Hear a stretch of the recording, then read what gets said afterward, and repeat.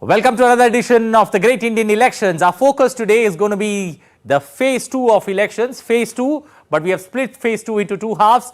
Today our focus is going to be seats from the north, seats from the west and also central part of India, that's Madhya Pradesh along with Chhattisgarh. Let's quickly flip through this video wall that we have put together for you, looking at how this particular election could play out for you, this particular second phase. Remember, there are 88 seats in this particular election, 89 earlier. The seat in Betul, that particular seat now has moved to the third phase. So this is exactly the state, almost 12 states and union territories where elections would take place in this particular phase.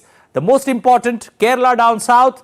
You've got Uttar Pradesh and Madhya Pradesh, also Rajasthan, where elections gets over after this particular phase. A quick look at the north. You've got Jammu, 1 seat in Jammu, 8 seats in Uttar Pradesh, Amroha, Murthal, Bagpat, Ghaziabad, Gautam Budh Nagar, Aligarh, Mathura and Bulandshahr. Big fortunes that will be decided in this particular phase for big candidates in this second phase of election. Quickly, numbers, 2019 numbers, the BJP bagging 8, BSP winning that lone seat of Amroha that Danish Ali won in 2019. You flip that to the present day order, the NDA has 8 seats, the opposition bloc unable to open its account in the north, others holding on to that 1 seat. Now moving to the western part is interesting. You've got the entire Rajasthan state will be done with in this particular phase. Remember, they had the other half, the first phase where the other seats were covered. So Rajasthan getting over, Maharashtra from that Vidarbha belt, 5 seats in the first phase, second phase another 5, also 3 seats in the Marathwada region that we are looking at. 2019 numbers from Maharashtra. It's a clean cakewalk there for the BJP. They have managed to win 8. The BSP picking up 1 seat in this particular zone. In the present day order, it's again the BJP that holds total sway in this western zone, 1 seat with the others in this phase. Moving to the central part of India, you've got 3 seats in Chhattisgarh, you've got 6 seats in Madhya Pradesh, 9 seats put together. 2019 numbers, this is where the BJP has total control when it comes to this particular phase, especially in the central part of India, Chhattisgarh along with Madhya Pradesh. It's a clean sweep that the BJP has in this particular phase. All the 9 seats that are there are with the BJP. 2019 numbers there for you. 2019 numbers, how this particular phase plays out. I think we've got this graphic wrong once again. This is all 9 seats there with the BJP. In the present day order, if one takes a look at this particular phase, the central part of India, BJP has all 9 seats. The bloc, the opposition bloc, unable to open its account. Others not being able to do much in the central part of India. Now looking at this particular phase in particular, well, this is the central phase that we were talking about. The NDA picking up all 9 seats, the opposition unable to open its account. And again, a tough battle that you would see, especially for that central part between Chhattisgarh and Madhya Pradesh, where we will have big fortunes of big former CMs being decided in this particular phase. This phase, a total of 1210 candidates, 92 males, 8% of females, almost a similar trend that you saw in phase 1 that you see in phase 2 when it comes to the distribution of the female representation in this elections. Graduates and above, 574, that's 48% of the candidates of the 1210 are graduates and above. Criminal cases, 250, that's 21%. Crorpatis, they have come down from phase 1, but 390 and 33% of the candidates are crorpatis in this particular phase of election. Taking a look at the purse that they bring to the election, or their assets and liabilities, above 500 crores, 2 candidates, 100 to 500 crore, 8 candidates, 50 to 100, 15, 20 to 50, 22, 1 to 20 crores is 343. One takes a look at the average of all the candidates put together, it's roughly around 5.2 crores that every candidate in terms of assets and liabilities that they bring to the table. And interestingly, in this phase, there are almost 6 candidates, whose assets are they have declared their assets as 0 in this particular election fray from phase 2. The crorpatis or the 10 richest candidates, mostly from the Congress, if you see, but from the BJP, you've got three faces from the BJP, one from the JDS, and it's basically Congress that dominates the rich man's list, especially in this phase of election. A quick look at the average age that one would see in these elections in a 30 to 40 bracket. But if you put the average age put together, the average age that you would see in this particular phase of election is 49. The star candidates whose fortunes could be decided: Bhupesh Baghel from Rajnandangao. That's the constituency from where Raman Singh comes, and this is another interesting battle that you could see. Satna, Ganesh Singh, Navneet Kaur Rana, the independent candidate who's now fighting on a BJP ticket from Amravati, Union Minister Gajendra Singh Shekhawat, Harish Chandra Meena from Tonk, another interesting battle that you could see. There are 15 candidates that we picked together: Kailash Chaudhary from Bharmar, the Lok Sabha Speaker Om Birla from Kota, Arun Govil from Meerut, Danish Ali from Amroha, this time fighting on the Congress ticket, Hema Malini from Mathura, Dr. Mahesh Sharma from Gautam Budh Nagar, Satish Kumar Gautam from Aligarh, Rajkumar Sangwan from Baghpat, Jugal Kishore Sharma from Jammu. So interesting battles that you would see. Interesting battles that you would see in this particular elections, but it's going to throw many surprises like elections have always done. But the big names, at least 15 of them from the west, the north and the central that we picked together, but there could be many that we would pick from the east and also down south, whose fortunes will be sealed when the EVMs will be pressed and sealed on the 26th of April. Now, before we touch base with our experts in the studios, we've got a team of reporters covering the length and breadth of these elections. We are touching base with all of them at this point of time. We've got Nandita joining us from Jammu, Aditya joining us from Bhopal. We've got Yogesh Kumar Sheetal joining us from that belt in Maharashtra, and all three joining us this evening. Let me first come to you, Yogesh. Good evening, Yogesh. Yogesh, how would you see these elections play out, especially Maharashtra? Are the voters spoiled for choice, considering you've got two Shiv Senas, two NCPs and two national parties in the fray?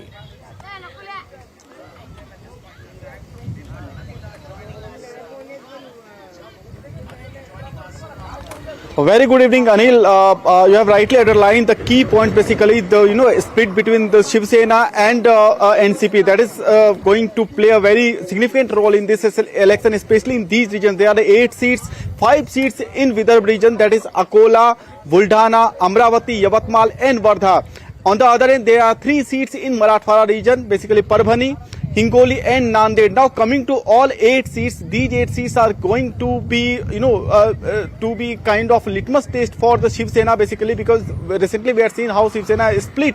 And out of these 8 seats, 7 seats were secured in 2019 by BJP and undivided Shiv Sena.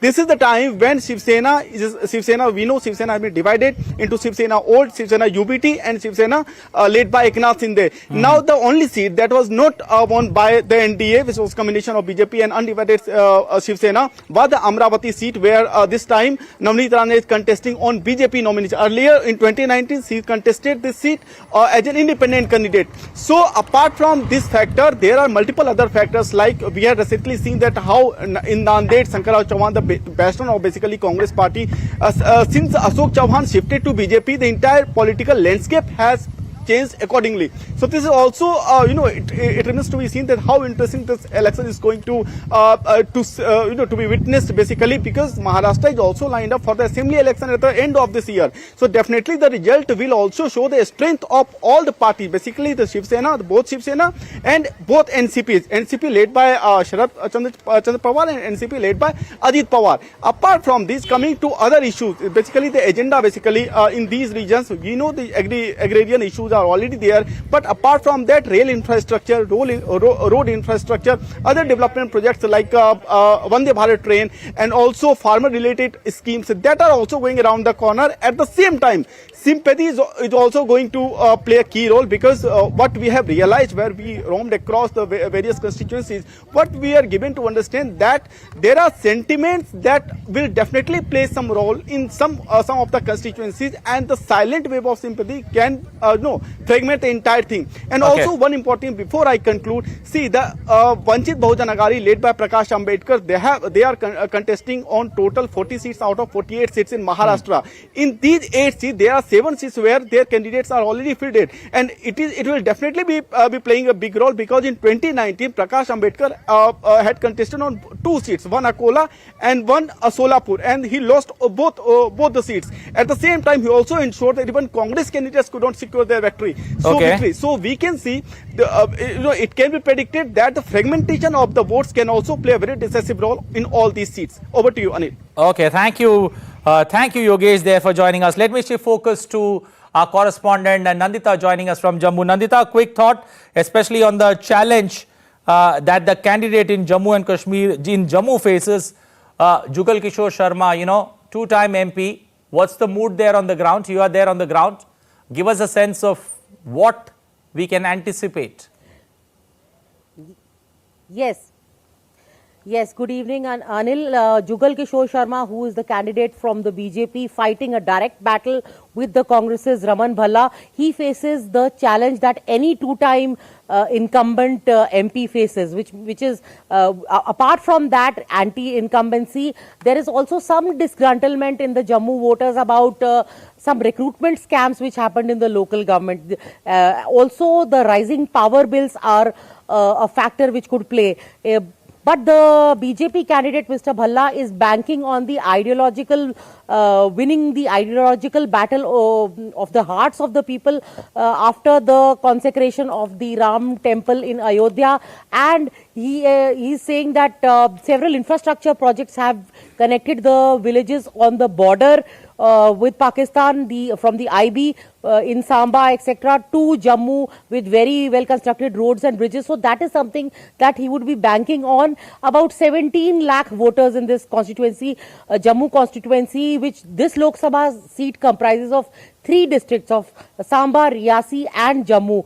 Jammu is of course urban constituency. Majority of the people are literate and usually are not below the poverty line, are in a very well placed socially and economically. So it is these issues of infrastructure, cleanliness that will play a factor. Also, the BJP wants to drive home the point that they built a railway track from Jammu to Katra, launching or initiating a train directly from Jammu to Katra, which is the roadhead or the gateway to the Mata Vaishno Devi shrine, which is revered across India by all Hindus. And so this constituency, which consists of 81% Hindus, Raman Bhalla would actually be banking on Prime Minister Modi's appeal a lot for contesting it for the third time. Well, Nandita, this is banking, Nandita, I'm just going to ask you to hold your thoughts. This is election season, and there's too much of number crunching that we all do. I think the Raman Bhalla is the Congress candidate there in the election fray, and Jugal Kishore Sharma is the BJP candidate from Jammu. Well, an interesting battle on the cards there in Jammu. Let's shift focus to Rajasthan, where after this particular phase, the elections would be over in the state. And Vishal has been there, in this hot summer covering elections for us. Vishal, good evening. Vishal, give us a sense, as Rajasthan's poll battle ends, and, this particular election coming close to the heels of the assembly elections, how was the fervor and how was the enthusiasm, especially when it comes to the big election, the parliamentary elections of India? Well, a very good evening to you, Anil. Yes, you rightly said that after assembly elections, which we had in November last year, this is the general elections. But normally, the BJP has been doing very good as far as 2 Lok Sabha elections are concerned, 2014, 2019, and there has always been a direct contest between Congress and BJP. But Anil, I've been traveling for quite some time, and this time there's a bit change in picture. Surprisingly, Congress is doing very well in comparison to the last two elections. Ashok Gehlot and Sachin Pilot, their rivalry costed the Gehlot government the assembly elections, but this time they seem to have united, and they, as a combined force, they are doing pretty well in some pockets, especially in the eastern Rajasthan. When we talk about Kota, where I am, Kota has always been known for its factory, Kota factory. Earlier it was the JK, and now it is the students from all over the country who come here for their pre-medical and engineering tests, and Kota is now very well known. But the big issue is that the two-time MP Om Birla is facing challenge from his old colleague who Prahlad Gunjal, who was earlier in BJP. He lost the assembly elections on the ticket of BJP, and now he has joined hands with Congress party. So quite an interesting battle as far as Kota is concerned. But the main issue is that despite Kota Kota has always been an industrial town, and it is doing very well. There is no international airport as far as Kota is concerned. So the issue of international airport is very important, and 13 seats are up for grab in the second round, and that would be over on the 26th. So 25 seats in all from Rajasthan, and it is going to be an interesting battle between Congress and BJP. Aditya, I'd like you to keep it short. You know, how's the Madhya Pradesh political fever at this point of time as we head into the second phase? Anil, as far as Madhya Pradesh concerns, as we know that there are 29 seats in Madhya Pradesh. Out of 29 seats, there are 6 seats where voting will be held on 26. Now, campaign sound is now stopped on 6 p.m. Today. But yes, we can say today Prime Minister Narendra Modi did a mega campaigning in Madhya Pradesh. First, he was in a Sagar, then he was in a Damoh. And a few minutes ago, Prime Minister completed his road show in Bhopal. If we talk about the Bhopal road show, around 1.5 kilometer road show in Bhopal. Road show started from the Malviya Nagar to New Market area. Huge public are in this shown in this road show. A lot of women's, lot of youth voters, lot of first-time voters are participated in this road show. Prime Minister also gave the attacking statement against the India Alliance. As we know that tomorrow also Prime Minister will become in the Morena. And various Congress leaders also doing road shows and public rallies in the various places of Madhya Pradesh. Election Commission also doing the huge preparation for this voting, which will be held 26th. So we can say Election Commission is also trying to increase voting percentage. BJP and Congress is also enthusiastic for this election. Okay, and I'm going to thank all 4 of you. Take good care of yourself. The election battle has just begun. You still have the length and breadth of India to cover. Thank you, Yogesh, Vishal, Nadita and Aditya for joining us this evening. Well, 2 studio experts joining us to take this deliberation forward on second phase, especially the 3 zones that we covered. Praful Ketkal, the editor of Organizer, and Dr. Anshul Joshi joining us this evening. Praful, opening thoughts on this particular phase, looking at phase 1, the numbers, the voter enthusiasm, did match the expectation that we had. Oh yes, but I think this particular phase, I feel there will be some change. Especially in Maharashtra, Vidarbha region was really disappointing when it comes to the voter turnout. Even in Bihar, it was 47-48%. So, but I believe now the way, see what happens in this long run of election when your entire state get fragmented, that overall enthusiasm for campaign also get divided. So that is one of the reasons. But what I feel in this particular phase, how Kerala is going to vote, because you haven't mentioned much about this, because entire Kerala is going in one go, lies in the last phase. Tamil Nadu was the key thing. First time ever we are seeing UDF versus LDF versus NDA, triangular fight of 3 blocks, where LDF is putting a full might against the Congress-led UDF. Well, I haven't put it because I've kept it for another rainy day. That's tomorrow, where I'll take the south and the east part of India. Yes. Dr. Anshul Joshi, your thoughts on how this particular election will play out? There was a huge challenge, especially for the Election Commission and also for the political parties, to get the people back. But having said that, is it got to do with fragmentation, or is it got to do with 4 phases that come on weekends, either on a Friday or on a Monday? So people decide it's better to pack your bags and leave. I don't think that it has to do with weekends or for that matter weekdays, because we have to look into the scenario of villages also, and for that matter small towns also, and people have that fervor to go out and vote.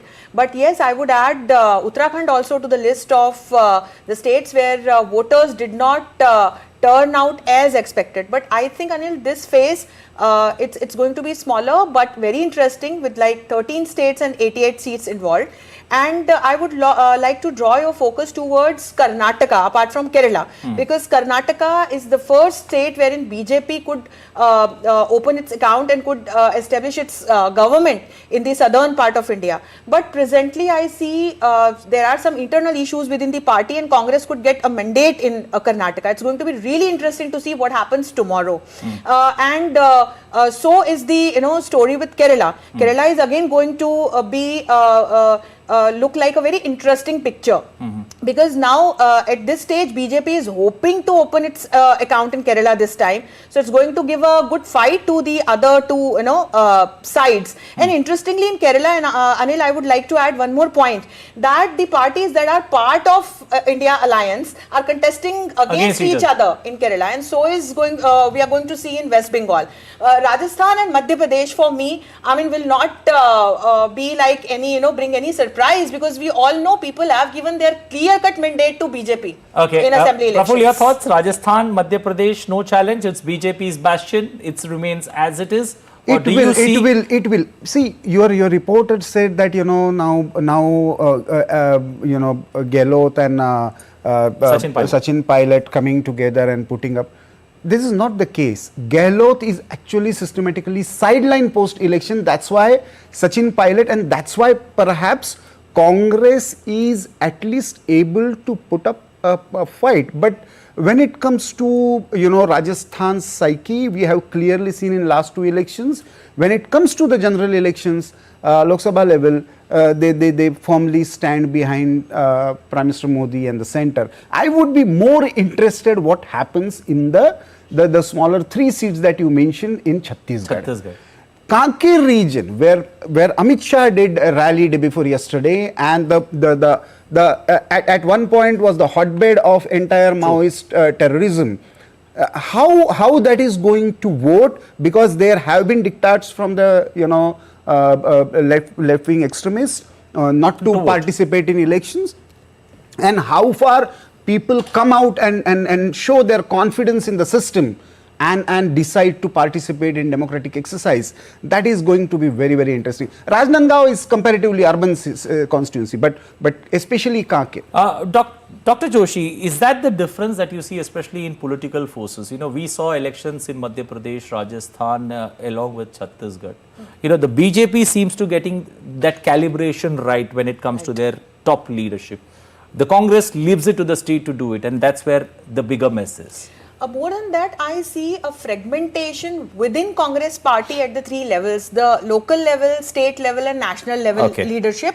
And factually also, Anil, when you look into the things, for example, take today's example, over this caste census issue and reservation issue, now BJP has taken out genie out of the bottle that Congress had come up with earlier. And factually now Rahul Gandhi is opposing what his grandfather and his grandmother and his father did. I mean, Rajiv Gandhi was the person who opposed recommendations of Mandal Commission. Indira Gandhi always opposed caste census. Nehru was a naysayer, the first naysayer post-independence to caste census. So there seems to be a fragmentation, and I see an oxymoronic situation at the central level leadership of Congress and its disconnect with local level leaders. That is why we see a gap, especially in bigger states like Rajasthan and Madhya Pradesh. Well, are they parallel lines? That's the big question, that we would get answers as we finish this election season. 3 more correspondents of ours joining us this evening. Siddharth joining us from Kerala. We've got Aisha joining us from Karnataka, and we've got Marklin joining us from Darjeeling. Let me come first to you, Mark. Mark, good evening. How do you see, the tea gardens of Darjeeling? What's the buzz there? How's the brew there when it comes to this election? Well, what's been brewing here, Anil, is identity politics has been brewing for a long time. But I guess people have got used to the fact that development is a bigger issue. And so what I've really been gathering from talking to people is that they want a better future for themselves. They want jobs. Mothers want jobs for their educated sons. They say that education is very good, of a very high standard here in Darjeeling, but the youngsters are not able to get the kind of employment that they desire. So these are the issues that are brewing on the minds of the voter. Apart from that, of course, there is the long-standing issue that is of the identity of a certain group of people who are looking to have more, more autonomy in their administration. Okay, let me go across to Aisha. Aisha, you are in the IT capital of India. How are things there? The election battle in Karnataka just, heating up. How do you see it play out on 26th? Well, absolutely. It will be an interesting battle in the IT capital because Bangalore has 3 Lok Sabha seats, Bangalore North, Bangalore South and Central, and all the 3 seats are in the Bangalore city. And, Bangalore is a cosmopolitan city. It has a large number of population from across the country, and it gives a picture of mini India. And the elections are an interesting aspect for the IT population here, because although initially, Bangaloreans did not turn up in large numbers to vote on the.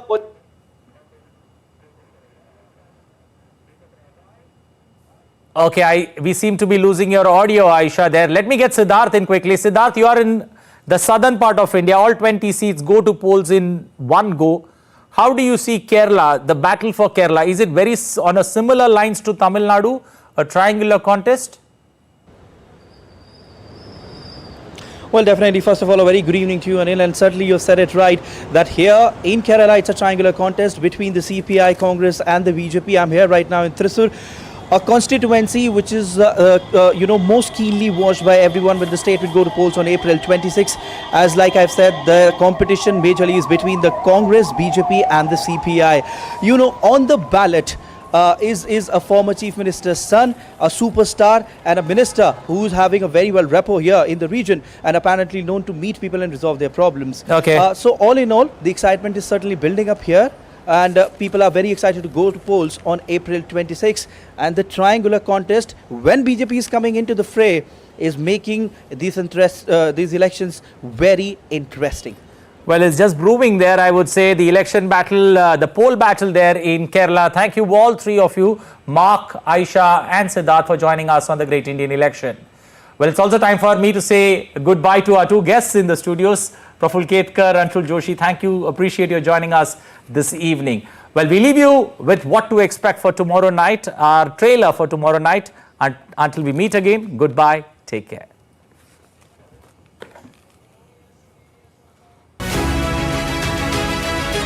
Phase 2, 88 seats go to the polls on 26th of April. We track the states from the south and eastern part of India and how will they change the fortunes of political parties in this election. Will this phase witness a higher voter participation, or will the battle of guarantees take center stage? Watch the Great Indian Election at 8:30 p.m. only on DD India.